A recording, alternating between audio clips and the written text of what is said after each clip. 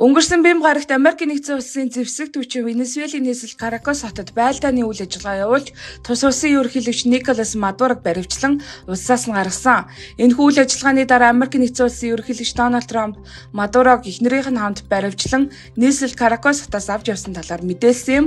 Америк нэгдсэн улсын засгийн газар Венесуэлийн ерөнхийлөгч Николас Мадурог харт амхины сүлжээ галц зэвсэг террористуудтай хамтран ажилласан харт амхины 8-нд биелжлэн оролцдог хууль бус сонгуулиар төрийн эрхийг авсан хэмээн буруутган баримжилсан байна.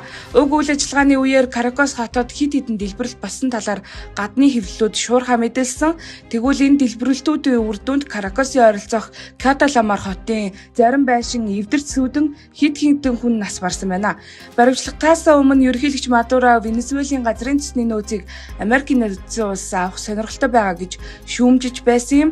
Харин бям гарагт болсон цагаан ордны хэвлэлийн хурлаар ерөнхийлөгч Дональд Трамп төрийн эрхийг аюулгүй ухаалаг замаар шилжүүлэх боломжтой болох хүртэл Венесуэл улсыг Америк нэгдсэн улс удирдах болсныг мэдгдлээ.